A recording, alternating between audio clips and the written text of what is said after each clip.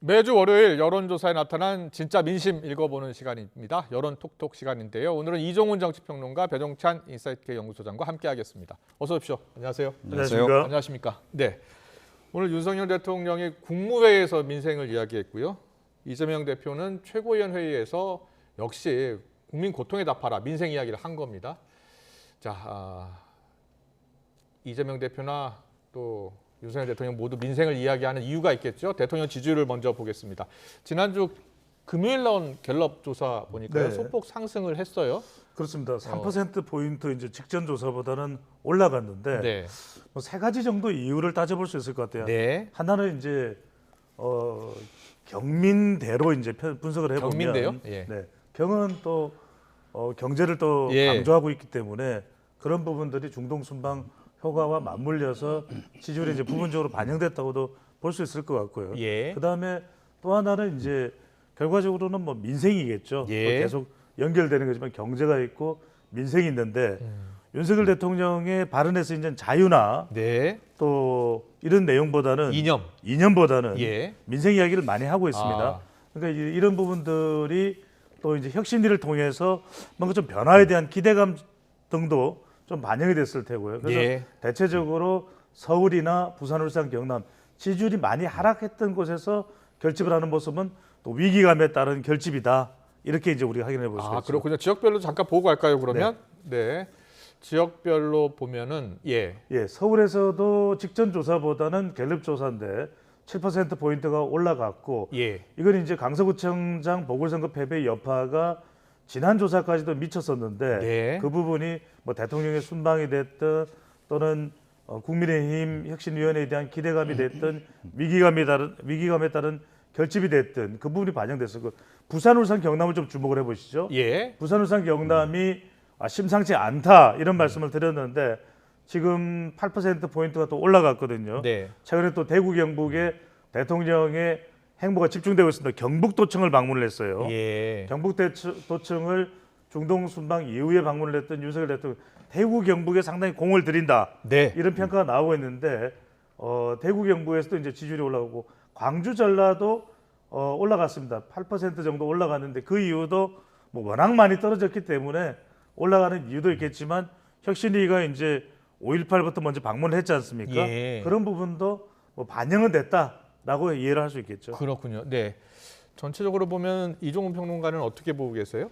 네, 뭐 그럼에도 불구하고 사실은 박스권을 완전히 탈출했다라고 보기는 좀 어렵다. 네. 이렇게 생각을 합니다. 그러니까 대략 이제 우리 전문가들이 이 진보 핵심층, 네. 보수 핵심층 한 35%를 기준점으로 잡잖아요. 그렇군요. 그래서 예. 이제 그 내외를 이제 오갈 경우에 이제 박스권이라고 얘기를 하는데 리얼미터 조사도 함께 보면서 설명하겠습니다. 예, 말씀해 주세요. 그래서 뭐 조금 이제 오르긴 했지만 그 박스권을 완전히 탈출하지는 이제 않은 거고. 네, 네. 다만 이제 그 미세하게 이제 움직임이 좀 있었던 부분은 예. 보수 핵심 지지층 가운데 사실은 이제 최근에 뭐 홍범도 흉상 관련한 네. 그 뉴라이트 논란이라든가 예.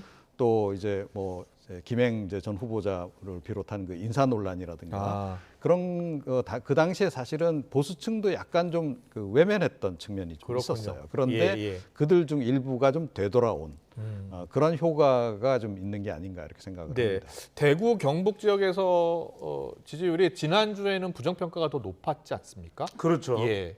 그런데 갤럽 이번에는 기준으로요. 예, 네. 갤럽 기준으로. 근데 이번에는 소폭 이제 지지율이 상승하면서 다시 또 대구 경북은 조금 더 긍정 평가가 많았어요. 네. 이것은 어떻게 보세요? 그 위기감에 따른 결집도 있겠지만 다시 또 윤석열 대통령이 그만큼 공을 들이고 있습니다.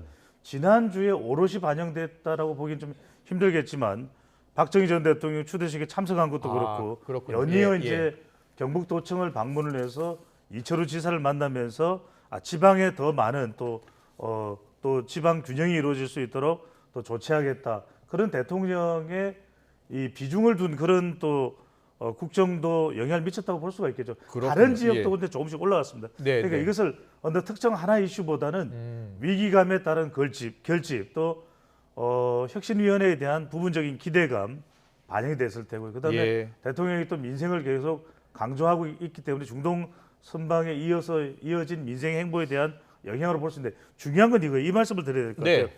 근데 이것도 바로 보여주시면 좋겠는데 갤럽의 긍부정 평가 이유를 자료로 바로 좀 네, 보겠습니다. 보여주시면 좋겠는데 예.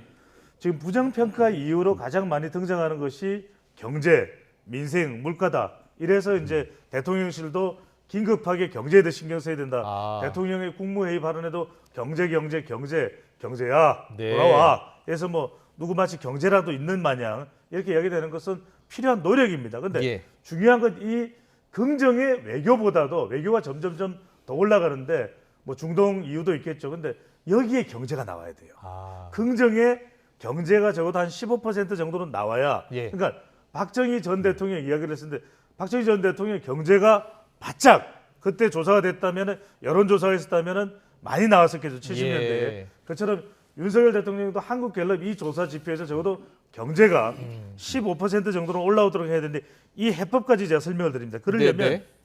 파격적으로 경제를 집중하면서 오늘 국무회의도 경제 관련되는 내용들이 너무 많아요.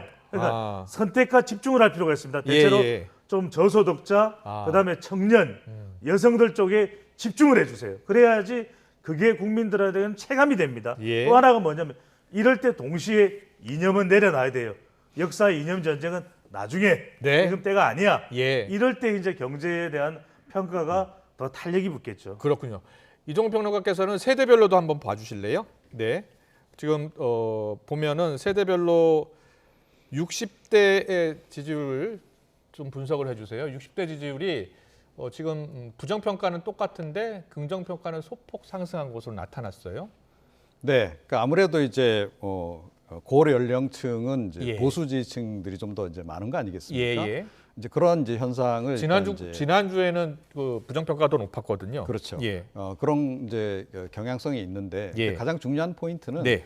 최근에 이제 그 고령층 특히 이제 TK 지역 예. 이쪽의 보수 핵심 지지층조차도 윤석열 대통령을 살짝 외면했었다 아. 하는 그 지점이에요. 예. 그런데 어찌 됐건 이제 지난 그 보궐선거 결과가 이제 윤석열 대통령이 낸 평가였다라고 이제 본다면 그렇군요. 그 이후에 뭐 윤 대통령 이제 사실은 뭐 국민은 무조건 옳다 네. 그런 발언도 나왔고 예. 어찌 됐건 이제 국민을 더 챙기고 민생도 더 챙기고 이제 그런 이제 행보에 이제 본격적으로 이제 나서는 거 아니겠습니까? 네, 그리고 뭐 조금 전에도 이제 이야기를 했습니다만 이제 이념 관련한 발언들은 지금 네. 확 줄였어요. 그렇군요. 예, 거의 지금 요즘에 안 나옵니다. 예. 이제 그런 부분들이 일단은 이제 이 보수 지지층으로 하여금 다시 한번 이제 기대감을 갖게 하는 그렇군요. 그런 이제 그 현상으로 이어지고 있다. 알겠습니다. 그 연령대 보면서 짧게만 더 예, 덧붙이면 더 분석해 주세요. 이 예. 연령대의 표를 보면서 당장 대통령실이 해야 될 전략은 뭐냐면 20대는 떨어졌어요. 그렇죠. 21로. 갤럽이 예. 조사를 보면서 나맞지 전략을 써야 돼요. 나맞지 전략. 예. 나맞지는 무슨 말이냐면 나이에 맞는 지지율 전략이에요. 아. 40대는 매우 어렵습니다. 40대는 지금 웬간에서는 웬만한 전문가가 봐도 대통령 지지율이나 국민의힘 지지율을 끌어올리기 쉽지 않습니다. 근데 지금 30대, 40대 같은 30대라는 경우에는요. 긍정평가 19, 40대는 긍정평가 17 올랐는데 이 정도는. 그렇죠. 나이에 맞지 전략은 뭐냐면 30대에서 한 30%를 목표로 해야 돼요. 예. 그래야 그게 대통령 지지율이 변화가 있고 내년 총선도 기대감을 가지고 있어요. 그다음에 또 하나가 50대. 지난 대선 때는 50대의 한 절반 가져갔어요. 아. 그럼 50대는 50%를 목표로 해야 됩니다. 네. 그런데 지금 보면은 나이에 맞는 지지율이라고는 70대 이상에서 뭐 나이에 굳이 맞는다면 60% 이상이니까 겨우 맞는 정도예요. 그렇군요. 그러니까 이게 굉장히 정교하게 봐야 됩니다. 이 연령대를 아. 보면서 갤럽 기준으로 볼 때 30대는 30%를 목표로 하고 50대는 50%를 목표로 하기 위해서 우리가 뭐 해야 되냐. 굉장히 치밀하고 정교한 이런 전략이 구사가 돼야 되죠. 그렇군요. 알겠습니다. 계속해서 정당 지지도 보겠습니다. 네, 갤럽하고 또 리얼미터를 차례로 볼 텐데요. 먼저 갤럽 조사죠. 네, 국민의힘이 35%, 더불어민주당이 32%로 나왔습니다. 갤럽 조사는 국민의힘이 소폭 상승을 했고요. 민주당이 소폭 하락했는데 리얼미터 조사는 좀 달라요. 리얼미터 조사 보여주세요. 네, 리얼미터 조사를 보면 민주당이 48% 그리고 국민의힘이 35.8% 이렇게 나타났습니다. 네. 여론조사 전문가이신 배 소장님 어떻게 요거를 봐야 제가 돼요? 예. 해석을 해드릴게요. 예. 그러니까 자꾸만 뭐 이 자동응답 조사와 전화면접 조사의 지지율이 정당 지지율이 다르다 보니까 이것 예. 가지고 뭐 유리하게 아전 인수격으로 해석을 하고 있는데 네. 먼저 한국 갤럽 조사를 좀 먼저 보십시오. 우리 그럴까요? 갤럽 조사부터 분석을 예, 해볼까요? 주조실에서 조금 번거로우시더라도 예. 자 이걸 보면은 대통령 지지율이 올라갔더니 국민의힘 지지율로 올라가더라 이 이야기예요. 네. 그러니까 뭔가 국민의힘이 자체적으로 지지율을 견인하기 위한 동력이 없다 이거예요. 예. 이걸 반성해야 되는 거고 한편으로는 이 조사를 보면은 전화 면접 조사이긴 하지만 민주당 지지율이 좀 내려갔어요. 그 이야기는 자동답 조사에서 지지율이 높게 나오니까 더불어민주당은 에이 내년 총선 이미 끝났어 우리 이겼어 강서구청장 보궐선거도 우리 이겼잖아 압승했잖아 예. 윤석열 대통령 안 바뀌어 우리 이기는 거야 이런 생각하면 큰 코 다칩니다. 예. 민심은 언제 변할지 몰라요. 리얼미터 바로 보여주세요. 네, 리얼미터 볼게요. 리얼미터에서 보시면은 두 정당 다 폭의 차이는 있지만 두 정당 다 올라갔어요. 네. 그래서 이 조사에서 이야기를 해주는 건 뭐냐면 결과적으로는 국민의힘이 여기 이 조사 결과에서 깨달아야 되는 거는 대통령의 부정평가가 너무 높구나. 예. 그러다 보니까 매우 대통령이 국정 운영을 잘 못하는 편이다가 높다 보니까 상대적으로 자동응답 조사에서는 민주당 지지율이 높게 나올 수밖에 없구나. 이거는 각성하고 대책을 세워야 되는 겁니다. 네. 반면에 예. 이거 보고 민주당도 착시 현상을 일으켜서는 안 되는 게 자꾸 이 메시지가 지지율이 10몇 % 이상 앞서니까 우린 그냥 이대로 가도 그냥 이기는 거야 내년에 네. 총선에 이런 생각에서는 큰 코 다칩니다. 계속해서 더 뉴스 여론톡톡 보면서 예. 하루하루를 점검을 해야 된다는 것도 아전 인수로 해석을 그렇죠. 하면 절대 안 된다는 말씀해 이 주셨는데 결과가 이종- 보여주는 메시지라고 봐야 되겠죠. 네, 이종훈 평론가님은요. 어떻게 보세요? 이게 여론조사가 두 조사가 지금 정당 지지율은 너무 다르거든요. 아 그렇죠. 그러니까 좀 그래서 해석에 굉장히 좀 에러를 겪을 수밖에 없는 그런 네. 상황이 아닌가. 좀 쉽게 이렇게 좀 해주세요. 여겨지는데 지금 이제 리얼미터 조사 결과가 사실은 지난 그 강서구청장 선거 보궐선거 예. 그거하고 좀 비슷하게 나오고 있잖아요, 그렇죠? 예. 근데 저는 이게 조금 더 정확하지 않을까 개인적으로 그렇게 생각합니다. 강서구청장 그 보궐선거는 17%포인트 이상 차이가 났었잖아요. 네, 그렇습니다. 예. 그래서 예. 그 정도 차이는 이제 나지 않지만 어찌 됐건 이제 민주당 쪽으로 그 당시에 이제 중도층들이 예. 또 이제 대거 이제 표를 그때 줬단 말이에요. 네. 근데 중도층이 그때 그 민주당에 표를 준 이유는 네. 그러니까 윤석열 대통령 좀 정신 좀 차리세요 하는 예. 의미에서 사실은 그쪽으로 표를 준 거지 예. 그 표가 영원히 민주당 표는 아니다 네. 하는 거 조금 예, 전에 예. 이제 우리 배 소장도 얘기했습니다만 저도 한번 다시 한번 강조를 좀 드리고요. 네. 그래서 이게 지금 완전히 지금 굳은 표는 아니다라고 예. 하는 거. 그걸 좀 염두에 두시면 좋을 것 같고요. 네. 그리고 실제로는 제가 보건대는 거의 지금 양당 다 박스권을 못 태어나고 있다. 네. 여전히. 예. 전 그렇게 생각합니다. 기본적으로 지금 그렇다는 거죠. 약간의 등락이 좀 있다 하더라도 네. 다 오차범위 내에서 지금 움직이는 경우가 지금 아직까지는 대부분이에요. 그렇군요. 그러니까 예. 이거는 좀 더 양당이 좀 지금보다는 좀 더 새로운 그 모습을 보여야 된다라는 걸 의미한다 이렇게 생각합니다. 알겠습니다. 지금 이런 가운데 여야가 모두 이제 내년 총선 준비에 나섰습니다. 국민의힘 같은 경우에는 지금 이뇨한 혁신위가 출범을 했죠. 1호 건의 안건이 당내 대통합을 위해서 이준석 전 대표, 홍준표 대구시장 이 징계자에 대해서 대사면 건의를 추진하고 있는데 당사자들은 지금 불쾌한 기색입니다. 오늘 어떤 얘기 했는지 듣고 오겠습니다. 정당의 윤리 징계나 이런 것들 희화화하면 사용해왔던 사람들이 이걸 지금 또 무슨 대단한 시혜적 조치인 것처럼 하고 있는 거예요. 예? 저는 이해가 안 갑니다. 지금 문제가 뭔지 파악했으면은 대통령의 선거 개입이나 아니면 용산의 당무 개입에 대해 가지고 당이 우선 완전하게 단절하겠다. 저는 그래서 이렇게 표현합니다. 지위 고하를 막론하고 당무와 선거에 개입하는 용산 인사는 영구 제명하겠다. 그게 혁신에서 나와야 될 워딩이라는 거죠. 첫 혁신안이 되어야죠. 이준석 대표가 언급한 대로 이게 뭐 모욕적으로 아니면은 뭔가 시혜적으로 그런 결정을 한 것은 아니고요. 단순히 어쩐 지금 말씀드린 정말 우리 당이 그동안의 갈등을 좀 치유하고 통합하면서 하나가 돼서 나아가야 된다 이런 판단이 있었습니다. 탈당, 신당 얘기 거기 좀 김빼기 좀 하려고 이렇게 사면을 한 거 아니냐 이런 분석도 있는 것 같습니다. 그건 전혀 그렇지 않습니다. 갈등을 조장하는 세력들의 음해라고 생각하고요. 예. 네, 이준석 전 대표가 강하게 반발하고 있는데요. 자, 혁신위의 그 통합안 어떻게 보세요? 저는 뭐 나쁘지 않다고 봐요. 예, 예. 나쁘지 않다고 보고 그런 이야기가 또 나오기도 해야 된다고 봅니다. 근데 네. 지금 혁신위에서 가장 지금 걸림돌이 되는 건 만나야 돼요. 아. 빨리 만나서 예, 예. 홍준표 시장도 만나고 예. 그러니까 혁신위원장이 할 일은 혁신위원들은 내부에서 회의를 하고 혁신위원장은 부위원장을 두세요. 아. 부위원장을 두시고 그게 뭐 박성중 의원이 할 일인지 예. 오신환 위원장이 할 일은 모르겠습니다만 유기적으로 또 시간이 없어요. 네. 그리고 본인은 이준석 전 대표, 홍준표 시장 등등등을 계속 만나고 다녀야 됩니다. 네. 그들의 요구사항이 뭔가. 아. 그리고 그 요구사항에서 정말 여론을 보더라도 이건 심각한 상황이다. 그러니까 대통합 이전에 대만남이 있어야 되는 거예요. 네, 네. 대만남을 통해서 심지어는 지금 누군가는 그런 이야기도 할 겁니다.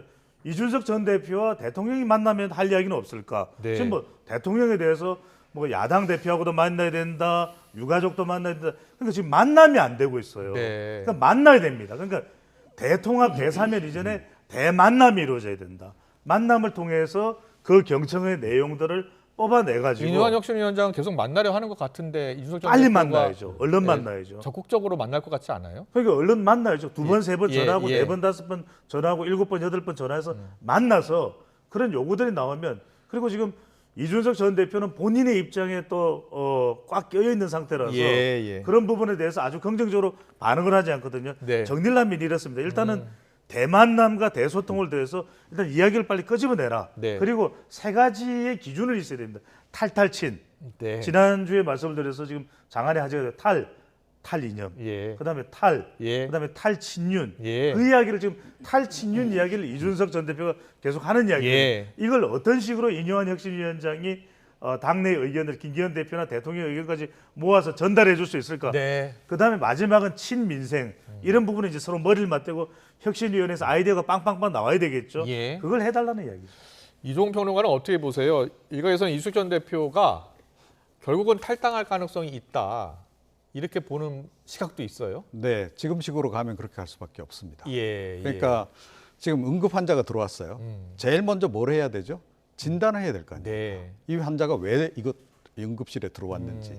근데 지금은 진단 없이 일단 상처가 눈에 보이니까 그때는 꼬매고 봐. 예. 이런 식으로 지금 접근을 하고 있는 거예요. 혁신이가요? 예. 예.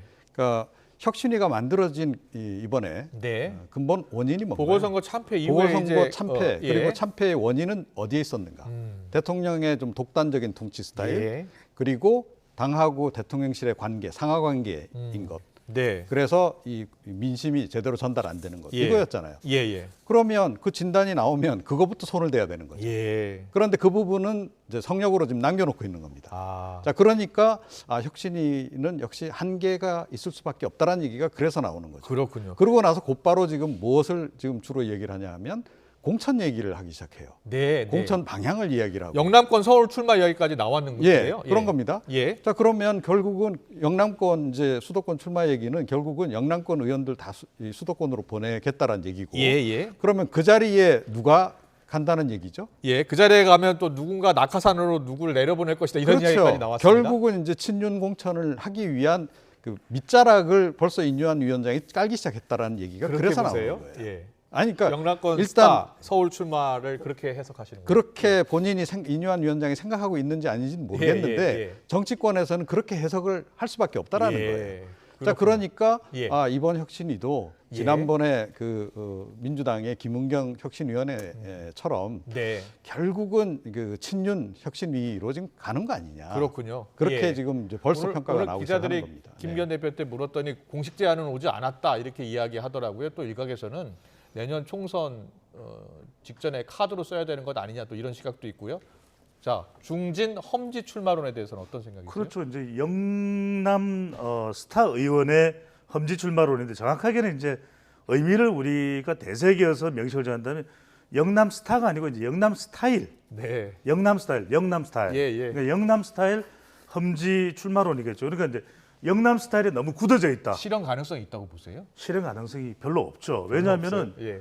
판판이 떨어질 텐데 어떻게 예. 오겠습니까? 그러니까 예, 지금 하태경 의원이 서울 출마 선언하니까 왜 그래? 왜 그래? 이런 상황인데 예. 그런 상황에서 선뜻 용기를 내서 출마하기가 쉽지 않죠. 알겠습니다. 민주당 상황 잠깐 짚고 가겠습니다. 민주당 역시 총선 기획단 준비가 지금 마무리 단계에 들어섰다고 합니다. 그런데 당내에서는 비명계 중심으로 반발이 거세지고 있습니다. 총선 기획단장을 친명계의 조정식 사무총장이 맡을 가능성이 큰 상황이다라는 보도도 있습니다. 자, 박지원 전 원장, 이상민 의원 목소리 듣고 오겠습니다. 12월 달로 예상되는 수원지검의 구속영장 청구설이 계속 보도되고 있잖아요. 더욱 단합해서 이러한 검찰의 정치 단합, 이재명 주기에 잘 해야 되는데 이렇게 구실을 주면은 안 된다. 저는 그렇게 봐요. 이재명 대표 체제가 갖고 있는 중대한 한계나 결함 때문에 그리고 이런 앞으로 있을 공천이나 여러 가지 당무 운영에 있어서 공정치 못한 불공정한 처사들이 많을 것이다.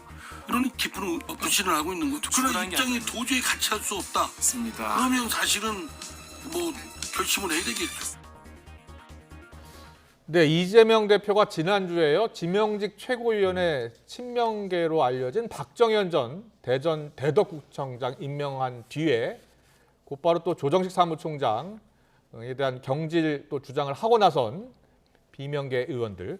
지금 비명계 의원들이 반발을 크게 하고 있는 이유는 어디에 있는 거예요? 그러니까 결국은 이제 친명 공천이 이루어질 거다. 결국은 예, 그래서 예. 비명계에 대해서 이른바 이제 공천 학살이 이루어질 가능성이 굉장히 높다. 아, 그렇게 보기 때문에 그런 겁니다. 예, 뭐 자객 공천 이야기도 나오고. 그렇죠. 있거든요. 예. 근데 이제 뭐 국민의힘 경우도 지금 동일한 그런 그 상황인데 예. 이번에 김기현 이기 체제라고 하는 체제를 구축하면서도 사무부총장은 이제 핵심 친윤계로 다 해버린단 말이에요. 그렇군요. 자, 지금 이제 민주당에서도 똑같은 일이 지금 이루어지고 있는 거예요. 예. 그러니까 내년 총선에서 뭐 공천이라든가 또 이 선거 운동 비용이라든가 이런 거 예. 관리할 사무총장이라든가 그 핵심 라인들은 핵심 자리죠. 결국은 예. 친윤으로 다 이제 간다는 거고 예. 이거는 결국 친윤 공천으로 간다는 거인데다가 예. 지금 민주당 같은 경우에는 이미 자객들이 지금 각 현지에서 지금 막 활동 중이에요. 굉장히 활발하게 최근에. 그렇군요. 그러니까 이 현역 의원들, 특히 비명계 의원들은 공포감을 느낄 수밖에 없는 상황으로 지금 가고 있는 겁니다. 그렇군요. 친윤 공천, 친명 공천 실제로 이렇게 이루어질까요? 그럼 그때 가봐야 알겠죠. 예, 예. 하지만 그 불안감이 있다는 겁니다. 그러니까 결과적으로는 국민의힘과 마찬가지로 혁신위원회에 대한 요구와 마찬가지 결국 이재명 대표에게 친명 또 지도부에게 이 더불어민주당 내든 또 바깥이든 아니면 중도든 사실 내년 총선을 생각하면 중도층, 무당층, 수도권, MZ세대가 저 중요합니다. 이들에게 네. 물어보면 그렇게 만나라. 예. 그래서 좀 여기도 3대 예. 대소통, 대만남, 대결단이 필요한 거죠. 그러니까 방금 전에 이종훈 박사께서 말씀하셨던 대로 예. 이상민 공천관리위원장, 조홍천 사무총장, 김종민 지명직 최고위원 이렇게 임명 안 할 거잖아요. 그렇다면 적어도 이들을 만나십시오. 만나서 예. 뭘 그렇게 불안해하느냐, 뭐 도장이라도 찍어야 되느냐, 예. 그 만나는 모습도 노출하고 정 필요하다면은 적어도 그들 중에 한두 사람이라도 어떤 보직에 네. 더 소통을 더 적극적으로 할 수 있는 이재명 대표의 가까운 자리에 또 놓일 수도 있는 것이거든요. 예. 또 그렇게 하는 과정 자체가 또 국민들은 무당층은 중도 유권자를 봐야 되겠죠. 그들이 더 보면 합리적이다, 설득력이 있다 네. 이렇게 또 판단할 수 있겠죠. 알겠습니다. 내년 4월 총선이 이제 5개월 앞으로 다가왔는데요. 여야 모두 민생을 이야기하고 또 개혁 공천을 이야기하는데요. 바로 내년 4월 총선 민심 선택의 기준이 되겠죠. 여기까지 듣겠습니다. 배종찬 인사이트K 연구소장, 이종훈 정치평론가와 함께했습니다. 잘 들었습니다. 고맙습니다.